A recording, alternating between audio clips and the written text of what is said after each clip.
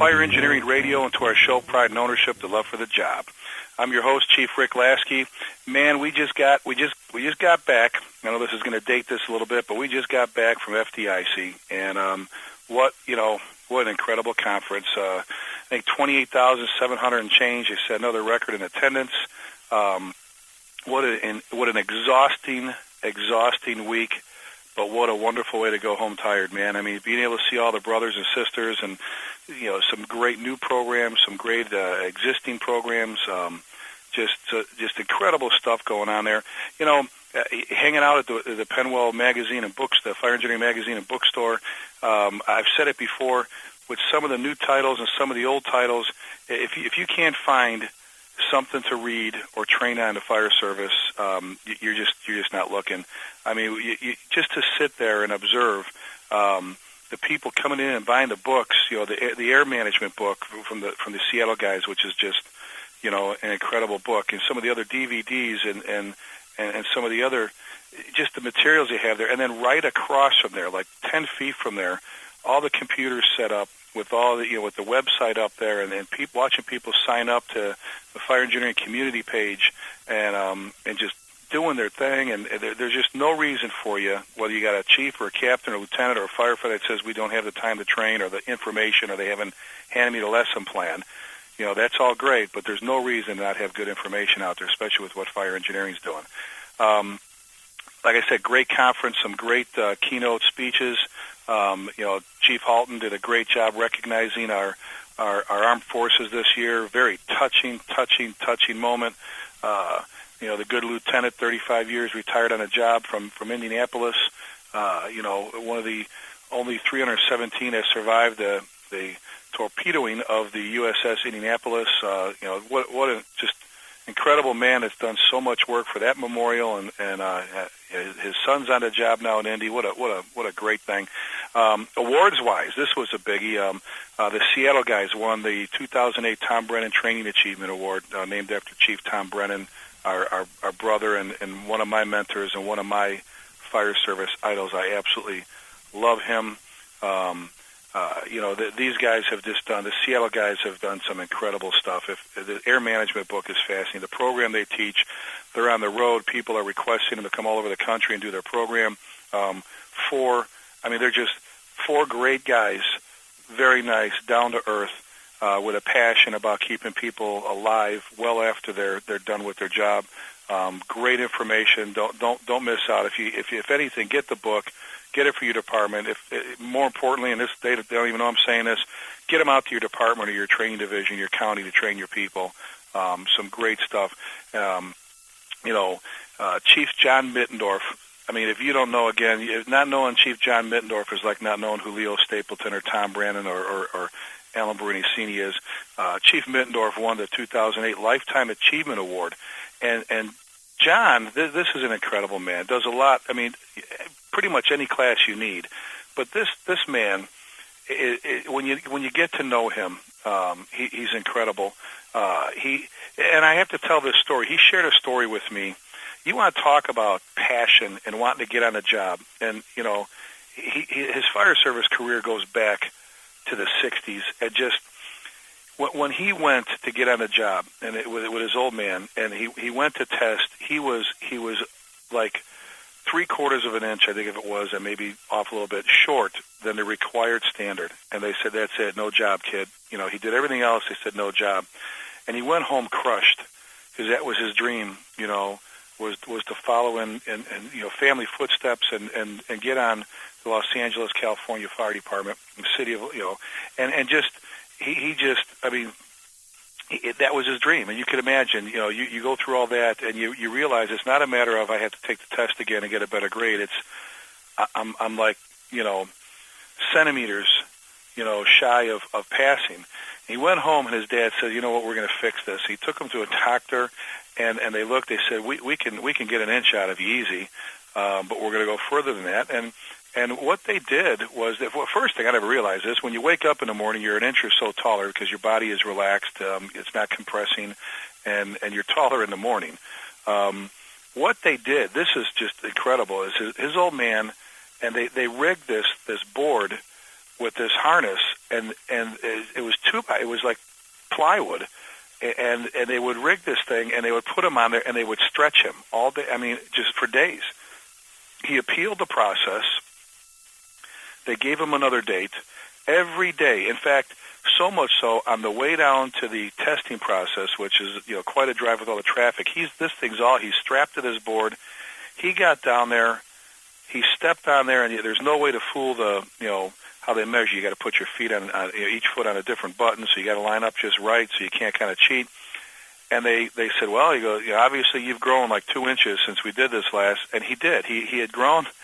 I mean, maybe this story doesn't mean much to you. I was just absolutely just awestruck. I'm standing there, and Chief Mittendorf's telling me this story about what it took for him to get on the job. Just unbelievable. What an unbelievable story. Going through all that, you talk about someone wanting to get on the job and having that desire and that passion. Oh my goodness, that was just. I mean, to go through that hardship, to do that is just. And look at where we're at. I mean, that kind of tells you about sometimes height restrictions.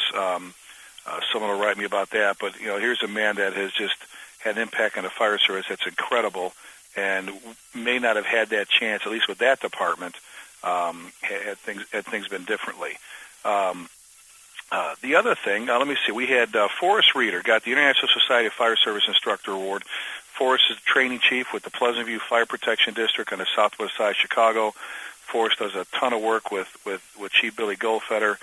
Great guy, always willing to help people, and I can't think of a more deserving candidate instructor for this year. He's a brother, and that kind of wraps me into one other thing when it comes to the instructors group. Eddie Buchanan, our brother Eddie Buchanan from Hanover, Virginia, is the new president of the International Society of Fire Service Instructors. And if you know me, you know how much I love this man. Eddie Buchanan is somebody that's going to take that organization and what Tim was able to do and just build upon it and just take that to. I'm excited. I am just so really excited to see where that organization is going to go and what they're going to do for the fire service with Eddie, the ultimate team leader and team builder, just taking that and moving forward. I think that's awesome. They do the Ray Downey Courage and Valor Award to honor Chief Ray Downey, who we lost on 9/11, another one of my mentors. Every year, Mr. Biacchini, who a lot of people don't know, Penwell's a family-owned business, a lot more going on than just fire engineering, but this man and his family dedicate themselves to making the fire service a better place, and we need more people on the private sector side, of the corporate side, to do what Mr. B's doing. But they awarded this year's award to Lieutenant Mike Cabral from Fall River, Massachusetts, who rescued some children. What an incredible story! What an incredible feat! And it was nice to see him being recognized. And again, Mr. B does so much for us. FDIC right now wouldn't be possible if the Biacchini family and the Penwell family didn't put forth the support and the effort to make it happen. So a lot of great things. Those are just some of the awards that went on. I mentioned Tom Brennan. And we're going to talk about some chiefs today. And Chief Brennan, I can remember the first day I met him. I've got pictures of him in my office. He has single-handedly helped me stay out of trouble. He has guided me in my career. I'll never forget when I went to work. We went out to Sacramento, and I saw Chief Brunacine and Chief Brennan, and they go, "Hey, we going to dinner tonight?" And I said, "Absolutely." And two of my mentors, and they go, "What's wrong?" I go, "Well, I got to I'm in a jam. I got to fire 19 guys. Man, we got guys doing this and guys doing that, and this is going on and all that." And Tom said, Chief Brennan said, he goes, "Well, Rick, you can't fire them. They didn't know they're doing anything wrong. They're a product of environment." I go, "Tom, what do you mean I can't?" I said, "I'm not talking about guys going out there and doing real nasty stuff, but it was stuff that just we just bad stuff going on." And he says, he goes, "You're the new chief in there." He goes, "And I'm sure you've never done anything, on the bad side or the wrong side of the fence, if you will, in your career. And somebody gave you a chance." He goes, "Give him a chance." He goes, "Give him a do-over." And if you could picture Tom with his accent and with his kind of shrugging his shoulders, his head goes, "Give him a do-over." And I said, "Dude," he goes, "Give them a chance. Tell them, you meet with these people and you tell them, look, what you're doing, no more. we're still, a lot of people, I guess you could call it wiping the slate clean. But he says, you're the new chief coming in there. If you really want to step out on the right, path right away, give them a chance. Give them the ability to show you what they're worth and to show you that they're going to live up to the system that you want. But give them a do-over. And and then Alan, and Chief Brunacini said, Rick, just stay with your values, stay with the pride, honor, integrity. It'll take them a year to get used to. You take 3 or 4 years for them to trust you, which it actually took about 5, because anybody can ride into town as a new fire chief and be the flash in a pan and do all kinds of things. Let's see how you are about 3 or 4 years from now when the tank's running low, and when the honeymoon's over and all that, the newness. Let's see how good you're doing. But he said, stay with your values. But I'll never forget Tom saying the do-over. Give them a do-over. And I look at it as like pushing that reset button. And Tim Tittle, one of my assistant chiefs, he knows exactly what I'm talking about. He calls them the Chiefs break room talks, because for the first few months here, it was a lot of in the administrative break room, grab and saying, come here. You know what? You know that thing you're doing? No more. What do you mean, Chief? No more. It stops right here. You understand me? Yes, sir. And we moved on from there. And, being a younger chief, having only been the chief for 3 years prior to that, being a chief officer a lot longer, but, hanging 5 on your collar, there really aren't that many. I'm sorry, but the college classes and some of the other programs out there that deal with the real stuff going on in the firehouse. There's a lot of canned programs, a lot of people out there teaching, doing leadership and all that, but the stuff that wiggles you and works you through some of the issues, and I'm indebted to Tom. And that's just one story where that man has helped me out and steered me in the right direction. I had the opportunity and the honor to meet some of his family not too long ago, and over the past couple of years, and got to visit with Eileen Brennan, one of his daughters, and I tease her, and Diane Feldman now. I told Peter, it's like I have another sister now. I've got another sister in my life, because I've been able to bond with her and talk and just visit, and her husband Brian is incredible. She's got 2 wonderful kids. In fact, from what I understand, he used to be a big Dallas Cowboys fan. And being here that we're in Texas, we're going to try and get them out here one day and take Brian and Eileen to a Cowboys game. But great people. But we're visiting, and Chief Salk and I had an opportunity after dinner one night to sit for about 2.5 hours with her and visit about her dad. And we're kind of going on about what he meant to us and to the fire service, and she shared some personal moments and some information, and what the one thing that kind of rang out with me, and I know she said it to a couple other people when we were in the room, is the one thing, she misses so much about her father. She really loved her father as a daughter would, but she said, what I miss, and this sounds goofy, she says, I miss the T-shirts.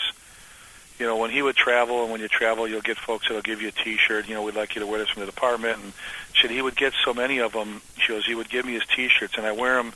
I wear them around the house, out by the pool, and my family, and just And so here it is. Here's my plea to you. And I don't ever do this, but I think we need to come together as brothers and sisters. I think it would be fun to kind of from time to time send her.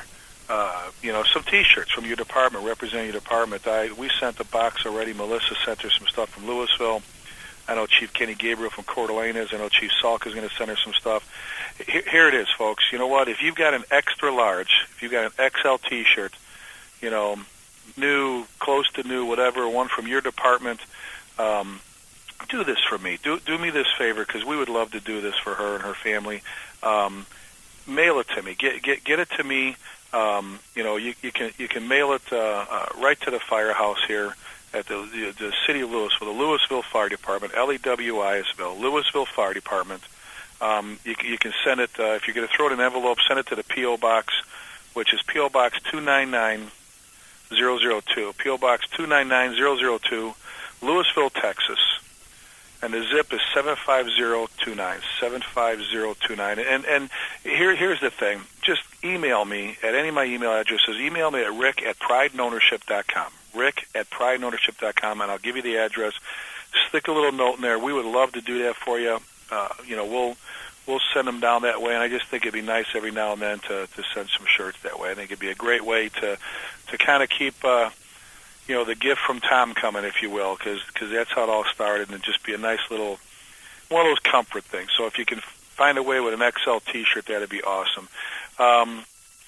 Another thing, Glenn Corbett, Professor Glenn, we've had him on the show, and so many of you have just emailed us like umpteen times and awesome about the information this man has and the stuff that we were able to share with you on the show. Glenn, he created a group, Tradition Group on the Fire Engineering Community page. Again, you go to their website, www.fireengineering.com. Obviously, you're here now. Second tab over in the top, community. Go in there. If you haven't created your own profile, your own space, do it. It's taken off big time. But if not, go to Glenn's group. Get yourself signed up, and he's going to share. We're going to start sharing information. Glenn, he's going to start sharing different historical tidbits about the fire service. It's going to be awesome, and I'm excited about it. And what a great venue to get the word out. So. Take a look at what Glenny's doing. While we were at FDIC, we were mourning the loss of several firefighters we'd lost in the past month or so, but we lost two good folks in Coleraine, Ohio. I had the opportunity and the honor, as it always is, to go out there and do a lecture about a month before, and lost a good captain and a firefighter there in a single-family dwelling fire. And I just want to pass along that we've been thinking about you. Guys and the troops out there, and like I said, great group of people. They're hurting. I'm sure some of you out there have been through this yourself. I know I have. So, good folks. Just feel really sad for what happened out there. They lost two very, very valuable people. Obviously, their family, but two really good folks. Last couple things here before we get going with some other stuff. I wanted to mention that FDIC is going to be doing a couple. Actually, Fire Engineering is going to be doing a couple different things. One is we're going to be holding a couple mini conferences, and they're going to kick these off. One in Chicago, in the Chicago suburbs, actually, I believe in Northbrook in July. We're looking at July 19th and 20th, and hour and 45-minute breakout sessions with some good instructors, some newer instructors, and some heavy hitters. Round table at the end of each day. They're doing that in Chicago. They're doing one in October in Fort Worth, Texas. That's going to be the 25th and 26th. Obviously, if you need information, you can get a hold of folks at Fire Engineer to tell you, but reasonable registration fee, some great information, a ton of information over 2 days. It's not going to be one person lecturing for the whole day. It's going to be multiple instructors with some good stuff. And then this they're going to be going through and working with a virtual FDIC in June, I believe June 11th and 12th. If you're looking for any information on that too, you can get a hold of folks at Fire Engineering. I'm sure if you email Peter at Peter P at penwell.com, I'm sure he'd be willing to share the information, maybe a little bit more detail on how it's going to work or where it's going to go, or get a hold of Chief Halton or Diane Feldman. But something really cool that's going to be happening in the future. Like I said, Fire Engineering is doing some great stuff. I know I go on about them, but they are, man. They're doing a great job. And then I'd mentioned a book a while back, kind of one of these team-building books, called Lone Survivor. One of my firefighters, Mark Richards, gave it to me, and I couldn't put it down. It's a true story of Marcus Luttrell, a U.S. Navy SEAL, and the worst Navy SEAL disaster in their history in Afghanistan. And once you start reading it, you can't put it down. It's an incredible story, teamwork and never leaving a buddy behind, and just incredible. Well, I am so proud. The Heroes of Denton County, which is an organization I'm on the board, in this area, it's kind of like our 100 Club, is there for firefighters and police officers' families who suffer a serious injury or a line of duty loss, and try to help them make it through those initial very, very hard days. He's actually going to be our guest speaker, man, our keynote, September 11th, when we have our banquet at the Speedway Club at the Texas Motor Speedway. So we're excited about that. If there's anybody listening from the Metroplex here, or if you're anybody from Denton County, man, get your tickets while you can to go to this, because those tables are going to fill up fast. I mentioned how FDIC is always just a wealth of information, some great times, getting together with brothers and sisters from all over the world, not just North America, and visiting on things. I kind of got back and I was visiting with some of our folks here, and I guess some of the things that we got to visit on while I was there is some of the things going on with some of our chiefs. Now, you get to a point where there are so many incredible fire chiefs out there. The first thing we have to realize is looking at the fire chief's position. We're talking, that he or she that are up there wearing the 5 on their collar. Number one, we tend to notice the mutts sometimes more than the good ones because they're at the top. The spotlight's on them. They're leading the band. They're leading the department, and everything's a reflection on their leadership, or often it is. But I'm telling you, on the other side of that, there's a handful out there that I'm sure were good folks at one time. You hear the stories, and you just want to yell out loud, "Come on, Chief!" I mean, come on, Chief. What are you thinking? And I've been there. I know some of you have been there. Where what got you to this point where you're, the stories you hear. I mean, we talk about often in Pride and Ownership about, when we get to the section about talking about the chief, we talk about, what's it going to take to get to the big chair, if you will, and what's going to happen when you get there. And when you look at that chief, it takes someone that understands, the whole attitude thing, that the kind of attitude you possess. First of all, you are in control. That we've mentioned that before. You're in control. You're the only one to control your attitude and being in a rut. Don't blame anybody else for that. You are the one in control of that. You could, your mood swings are one thing, but your attitude, that's what you have. I don't care who you're working with. You're in complete control of that. We talked about that before. But a chief who understands that egos eat brains. Number one, egos eat brains. How many folks have you know that started out as such a great firefighter? They ended up being promoted lieutenant, were a pretty incredible lieutenant. They were okay as a captain. They were a train wreck as a battalion chief, and then somehow they made chief. And it's almost like this change occurs where they forget where they came from. They forget to learn about their people, to trust their people.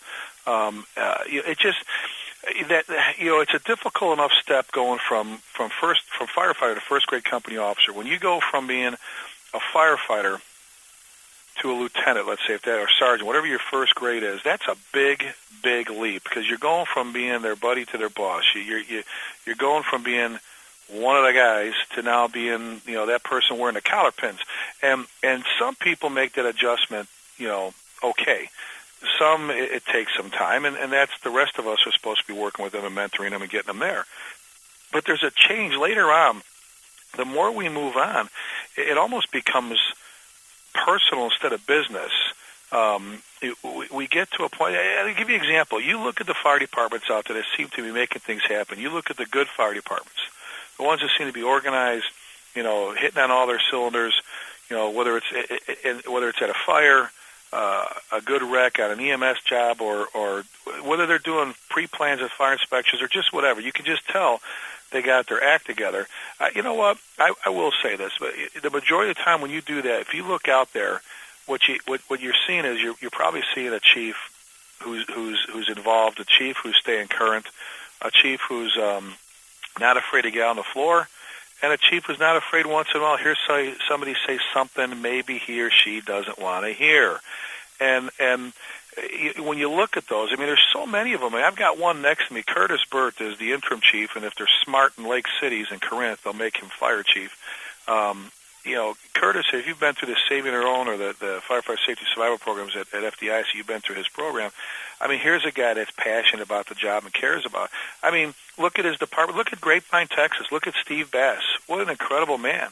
Coeur d'Alene, Idaho. Kenny Gabriel, their chief. When you look at let's talk, ask Billy Goldfeder how he feels about his chief, Otto Huebner. He'll tell you. He'll go, be ready to sit down for a long time. He'll tell you what it's like to work for an incredible boss. There's Tom Freeman. There's so many of them out there that are doing a great job. Gary Siddell's up in Oregon. All these great folks doing things. But every now and then we end up with one that that you kind of go, what happened along the way? I mean, when a chief fights somebody on a logo, here's a story. This is one that gets you going. When you have the guys come to you, or and tell you, or you find out that a lieutenant's he's written up and being suspended because he let his guys paint their company logo on the kitchen wall. This is a bald eagle carrying some irons in one talon, carrying an American flag in the other, proudly, a banner through it. It's just with. I mean, it was incredible. It was beautiful, and this lieutenant's going to get suspended because of that, and created obviously quite a stir, hubbub, union fighting the chief, and all this, and I kind of got going on my class about logos, and you've heard me say it about here. I mean, when I went to my boss and said, I need a little bit extra money. I want to put stickers. I want to put these logos on the side of the rigs and on the stations and do some T-shirts. And he says, you want to. Let me get this straight. You want to spend money on logos or on decals? Why? I said, because I want the guys to wash the pumper more. I want them to wash the ladder truck more, the ambulance more. Chief, when you let your guys have a little bit of ownership, when you let them have a little bit of that pride, not the pride again associated with arrogance, but the pride associated with ownership. You let them do that. You give a little bit, and you see where it goes. Sometimes it's incredible. So, the next night we're coming back from having dinner with the folks, and the chief actually says, he goes, look, I heard you doing your thing, and, I could tell you why, but all right, how do I get out of this? How do I back out of this? How do the train's off the tracks, and we've got horrible things going on, and everybody's mad, and on the grand scheme of things, Rick, when you said it, when you explain your sob story or your hardship to someone else, someone who's not attached or intimately involved, a lot of times it doesn't sound as serious. You go, okay, I guess this wasn't as big a deal. He goes, how do I back out of this? He goes, I said, it's easy. Call your union president in, call this lieutenant in, say, come here, I'm not calling me, come here, sit down, take the paperwork, tear it up right in front of us. So you know what? I've thought about this, and guys, you know what? I changed my mind. You know what? I admire the pride. I admire what you're trying to do. I'm tearing this up. It stops here. It's done. No letters in the file. The only favor I'm asking is guys, next time ask me. Just come and ask me. Say, boss, this is what we'd like to do. We'd like to do this. Well, he goes, when one of my bosses comes in and says, wow, did they do that? And I don't know about it or whatever. Just throw me a bone and help me out. Just let me know. And I said, you do that, and they're going to sit there, and they're not going to know what to say. And your stock with them is going to go through the roof. They're going to go back, so you're not going to believe it. And this wasn't because some lawyer told you to do it or the city manager of the mayor. It's because you said, I thought about this. When I was on the line or when I did this, let's just go backwards here. Let's stop this. Let's tear it up and let's move forward. And let's shake hands, and that's it. It's done. You don't talk about it again. It's good. And next thing you do is go have coffee with the guys, sit right there in that kitchen where that logo is, and you know what? He did it, and it worked out. Go figure. Sometimes we create such a mess for ourselves, or we create this just spider web of just garbage that we can't get out of. And Bruno has said it. My buddy Tom Freeman, you heard him. Some of this stuff is so easily fixed if we wouldn't make it so complicated. I mean, what's wrong with having logos? And what's interesting when I get to go sit when we've got like a union and an administration at an impasse, and they bring you in as a third party, and you sit there, and I talk about this. When I used to be a cop, don't hold it against me. I'm kidding. I love our police officers, but when I used to do that. We used to go to domestic disturbances. We would show up, and you'd have a couple fighting, and you'd stand in their living room, and you'd hear the story, and you go, let me get this straight. The police are in your living room. The police are in your house. Our squad cars are on your front lawn. Your neighbors know what's going on here. And, okay, so let me get this straight. We're getting ready to haul your ass off to jail, and we're arguing over what? Tell me how serious this is, that you're willing to go to jail and tarnish your reputation with your neighbors and your friends and your family over what? And 9 times out of 10, it was not that big of a deal. I'm telling you, I'm amazed when I travel. Some of the things that are creating some of the biggest problems in some of the fire departments are not that big a deal. So it's like, come on, Chief, let it go, lighten up a little bit. You know what? Yes, there are young firefighters that don't get it. I will tell you that right now. I have young firefighters that don't get it. I used to have a chief that would come in all upset, throw the books around. Why are we telling these guys about the budget? Why are we doing this? They don't care. They live in the world of right now. They don't care about their rigs, their gear. And I go, you know what? You're right. You're right. It's not on their radar screen, and it wasn't on ours. You and I were sitting at the kitchen table banging our fist the loudest and screaming, why has the chief got this? Oh, he got a new car. That was a raise for us.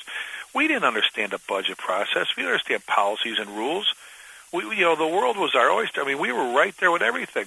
We have young firefighters on the job today that couldn't tell you about their pension, their health benefits, or anything. And with direct deposits now, they couldn't even tell you about their paycheck. They can tell you if their Ford F-1000 will pull their fishing boat or how many centimeters they need in a lift kit to lift their pickup truck up in the air. These are good folks, mind you. But it's normal. I told them it's normal for these young firefighters to not get it right now. That's normal. So get over it, Chief. It's not personal. It's business. And if they use your name, and if they call you names, and if they say the chief this, the chief that, you know what? Grow up, get over it. It's part of the job. You know what? If you didn't think that was going to happen, you were misled. You read the wrong brochure. And if you're not willing to take that responsibility, that, you know what, being a chief means you're going to be an ass sometimes, because I don't care. Jerry Seinfeld's a funny guy. You make him a chief tomorrow, he's an ass, because he's a chief now. If you can't get past that, then don't wear the 5 trump. Don't be the fire chief, because part of that job, part of that responsibility is accepting the fact and the responsibility, but the fact that it's all coming to you. You are the blame. You are the person. You know what? So get over it. Otherwise, you're going to have a stomach like Swiss cheese. Your head's going to hurt. And there's so many fire chiefs who have been able to take care of this and work this out. There's a few that I've had a chance to visit with where you come on, Chief, get over it. Understand that this is a business. Take care of your guys. Trust your guys. I mentioned that before. To be a good chief, you got to trust your people. Well, being a good leader means you have to trust your people. The problem is when you trust people, you open yourself up for betrayal. You open yourself up for someone to place a pike pole in your Sector C. I'm sorry. They're going to betray you. They're going to backdoor you. That's going to happen. Get over it. It's part of the job. It's part of the job. And, if you're going to walk around, I've worked for that boss before, walking around all paranoid. What are they doing? What are they doing? What's going on? You know what? It's not a way to run your life. It's not a way to live your life. It's not a way to run your job. Get over it. You know what? It's going to happen. Learn to deal with it. Work your way through that issue, because the majority of the troops, the majority of the men and women that are working out there for you and with you, you know what? Inside, they want to be led. They love what's going on. They want to be firefighters. Just get over it. You're the boss. You're the boss. Sometimes you're the one that's going to catch all the crap. And once you can deal with that, and you can get past that, things get a lot better. They really do. I tell people, being a fire chief sucks. 70% of my job's okay. The other 30% is yeah. My best times are watching my guys go to work, watching my guys fight fires, watching them help a little old lady, watching them do a talk for kids out on the floor while we got a tour coming through the firehouse. Those are my best times. But you know what? I have no one to blame but myself. If you didn't want the job, Chiefy, then you should have taken it. And if you don't want it now, go back to doing something else. Sorry.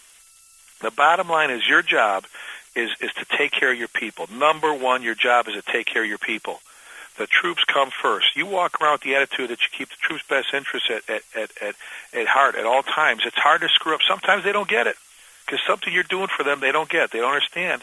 They don't understand it. They're like, well, but you're the one that has to go home and lay your head on the pillow at night and go to sleep. And you're the one that's got to look in the mirror in the morning. You're the one that has to do that. And if you're living a life of values, if you really take care of the troops, if you haven't become that visiting fire chief, I do a lot of lectures, but I'm here. I'm here a lot, man. I'm here. I do my hours and then some. You got to get out. You got to blast your ass out from behind your desk. You got to go have coffee with them once. You got to visit with them. You got to walk on the floor just to say hi. You got to you got to be there for them more than just at a structure fire, more than just other things. I don't care how big your department is. You can make yourself visible. You can get out and you can make things happen. Today's day and age, please don't tell me you can't do that. All right? I'm sorry. You can do it. But you've got to learn to trust your people, and that means taking that risk. We got to get our chiefs to focus on the future and let go of the past. I mean, I know some bosses that are mad at someone from 20 years ago because they beat them out on a gutter job, on a side job or something. Let it go, man. learn to succession plan. Get your people ready. Being at a fire department where nobody is ready to move up within the ranks means someone dropped the ball, and you know what, Chief? Here it is. It all falls back in your lap. What are you doing to get your people ready for the next position? What mentoring programs you have? We're going to talk about mentoring the future here and succession plan, but what are you doing to get your people ready? I mean, these are the things, enough would be in trying to be everybody's buddy. Be their leader first, just like when you were a battalion chief or a deputy or a captain or a lieutenant, I mean, a lot of this has to do with surrounding yourself with good people. I've got the dream team here. I'm blessed. I have the two of the most, Daryl Brown and Tim Taylor, two of the most incredible assistant chiefs I've ever been around in my life. I've got division chiefs and battalions that, I mean, there's not a throwaway in a bunch. I would do anything for them. They would do anything for me. I have the dream team. Not everybody is blessed with that, but it took a while. We had to work through some issues here to get that dream team, our fantasy football team, if you will, and get these people together, get all the right players. So surrounding yourself with good people is important.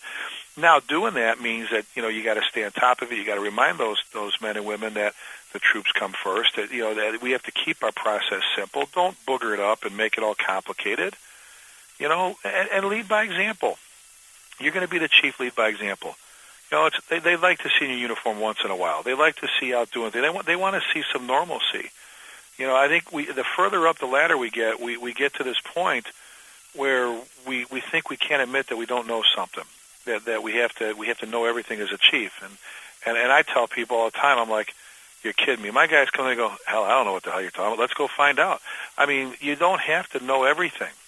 You can admit that you don't know everything and be good. The guys know. They can spot a BSer a mile away. I think the stock goes up in you when they know they can trust you and that you're being upfront and honest with them, that's part of that whole credit grabbing thing we talk about. Don't be a credit grabber. The only thing you should take credit for as a chief is the stuff that goes wrong.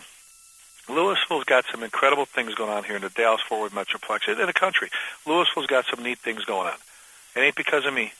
It is not because of me. I just sit in my office, spin around the chair, and watch the fan blades go around.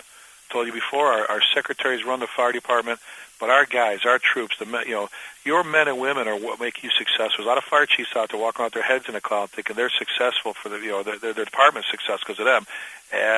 Sorry, Bubba, that ain't right. That ain't true. Your department is successful because of the men and women that are out there busting their ass for you. The ones that are out there at 2 o'clock in the morning in someone's kitchen taking care of someone's grandma, out there at the grocery. They're the ones out there. They can make or break you because you could be the best idea guy in the world. You ride on your unicycle balancing plates with burning hula hoops. If the troops don't buy into what you're offering and what kind of programs, you know what? You're going to go nowhere. So the only credit you take credit for is the stuff that's going wrong. Be an adult, be a professional, step up and say, you know what, the buck stops here. This department's my responsibility. If you got a problem, you come talk to me. And if it's good stuff, you go talk to them. Come to me with a problem, go talk to them. Because the important people know, your bosses know. I've had some fire chief friends of mine that get so wound up with trying to keep their job, trying to keep their city manager, their mayor busy. Look, if you're turning around, if you're paranoid about losing your job, if you are paranoid about losing your job, you are not doing your job. Sorry. I hate to say that. That or you need to go to the EAP program, work on some counseling things, and get. I'm sorry, you need to work past that. If you are worried about losing your job, you are not doing your job. Because if my boss came in tomorrow and said, Rick, look, we're changing directions, we need another boss, you're fine. You know what? There's over 30,000 fire departments in this country. I'll find a job. I will find a job. I'm blessed. I got a great boss and great mayor and council and all that. But, if you can get rid of, if you can shuck off, it's kind of like, come on, Chief, lighten up a little bit. Realize if you're putting forth the effort, if you're taking care of your folks, are you going to make everybody happy? Hell no. Get past that. If you're trying to please everybody, actually, you're going to hurt yourself. You're going to have the folks out there, the men and women that are kicking butt and busting their chops for you, going, hey, Chuchi, throw us a bone here, man. You're dealing with that mud over there. He doesn't care about the job. It doesn't mean you give up on people, but maybe we focus back on the good folks that are doing things, I mean, it goes back to remember what you were like way back when, Chief. If you were a volunteer, do you remember what it was like to get up at 4 a.m. for a call, knowing that you got to go to your real job in a little bit? Do you remember what that was like, trying to make training, all this stuff while you're living a life at home and working a full-time job? Or what it's like to work shift? and work a side job and to try to put food on the table and put your kids through college, knowing that, you work double sometimes, you're tired, and, or do you make your guys walk around with the Windex bottles hanging from their pockets and the towels? You're creating clock watchers, and that's all they do. They watch the clock. All right, it's break time, and they take every second they can. You know what? We're turning them into machines, and what happens, machines break. Treat them like human beings. Let them play firefighter. I don't mean that derogatory. Let them play. I've had chiefs ask before, your guys are out here, they're overhauling. Our guys will go to other fires and do nothing but clean up a mess. They'll go there, they're over, because we know it's more than just fighting a fire. Anybody can do that. It means that we're here for the long haul. We're here to help you pick up your hose. We're here to overhaul. I'm telling you, they go, why? I go, because I let them play firefighter. And I don't mean that derogatory. I let them play firefighter. I let them do what they want to do, what they signed up to do. Chiefs, give them a little bit of slack. Cut them some slack. Let them do some things. Give them the logos if you don't. I mean, you know what? I carry the veto power. If it's offensive or if it's not done in good taste, then I have the right to veto it. Well, then let them have some pride. Let them have some ownership. Let them go out and do some things. Go out and brag about them. Go out and brag about your guys. It's habit forming. Once you find yourself talking about all the great things your people are doing, you find yourself talking less about the negative things that they're doing. Look, there are so many wonderful chiefs out there. Some of them we just need to kind of grab them and bring it back. Majority of guys were good guys at one time. If you met them early in their career, they were good men and women. If you're a firefighter, cut them some slack. Just always keep in mind, and this is my plea from you with this, is just keep in mind that, it's a tough job. I'm just going to tell you, it's a tough job. Cut them some slack, and hopefully in return they'll cut you some slack.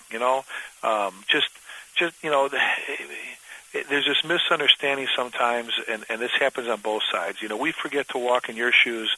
Remember what it's like to walk, or try to walk in the chief's shoes. Make this all happen.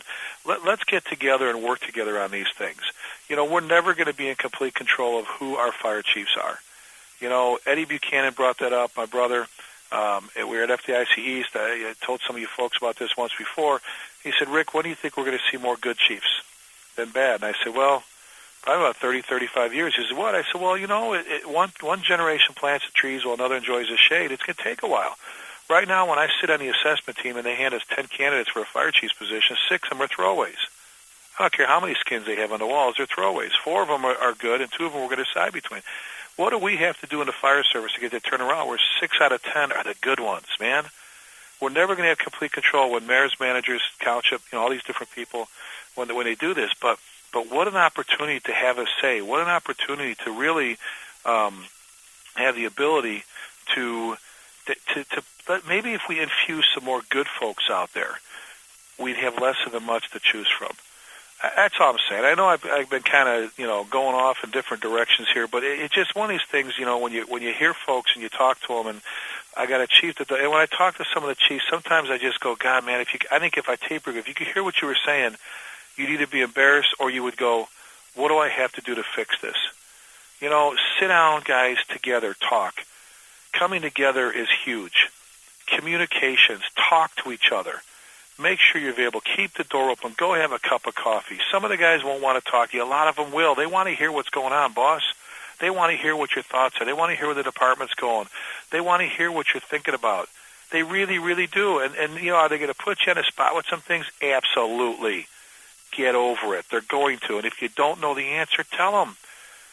Do what's right for the outfit. Be a good soldier. Let's go out and come together. I think this is all so easily fixed. This is all. Are we ever going to fix everything? No. But some of the things, I'll tell you, here it is. The majority of the stuff I hear from folks, and that's 25 to 30 emails a day, with those emails have to do with working for a bad boss, and I've worked for a couple, all right? If you can't fix it, be patient. Worry about the things you can fix, not the things you can't. Take care of yourself, your company, and all those things first. And eventually, maybe, as Glennie would say, Glenn Corbett, this too shall pass. We outlast our chiefs. But on the other hand, make an effort. Let's get together. I would love to see if you came in and just had a cup of coffee and asked your boss about what's going on with the new engine, or what's going on at City Hall, or talk about the fire neighboring town, and open up that line of communications. Ask him if you can do a ceremony. Ask him if you can have a retirement ceremony, or ask him if you can do something. And before you know it, then you go, and you know what? Sometimes they need to think that it was their idea. I know all that, but I mean, invite them into our camp. I'm telling you, it's hard being the person that's outcasted, and some of them do it to themselves. I understand that, but let's come together. Give it a shot. Give it a shot and talk. Chief, please, come on, boss. Go out there. Make an effort. Talk to the guys that are making it happen. I don't have enough. There's not enough days in the week to mention all the incredible fire chiefs that are out there. And again, the majority of them are awesome. Where's a handful we need to work on? And that need to work on some of the stuff. Let's get them to the point where they're communicating with their guys and they're sitting out. It's not that difficult. Let's come together, because that's where it starts. That's where it starts. That's where the frustrations are. That's where all the different things are going on. So let's bring it all together and let's make it all happen. Come on, Chief. There's the plea. Let's make things a little bit. We're going to talk more about this later on with some of the other programs. Maybe we'll get to hear if some of this stuff is working, but communicate. There it is. Let's talk to each other. Let's be firefighters. Let's love the job. Let's talk about the job. Let's talk about each other's families, and let's enjoy life, man. Life's too short. We've learned that. You could be gone in the blink of an eye, man. Let's take care of each other and make things happen. So that's it. I'm done. I'm done with my rant and raving about chiefs and firefighters and getting along. I appreciate your time today. Hey, again, FDIC was great. There's some great things going out there. Get out there. Get to the website. Get to some of these classes. If you're not sure, plenty of emails. Start email folks and ask some questions. Get to that community page. Make things happen with that. Hey, remember, let's get my sister Eileen and her family some T-shirts. Some extra larges is what we're looking for, guys. Get a hold of me at Rick at PrideAndOwnership.com. Rick at PrideAndOwnership.com. We'll tell you how to get them there.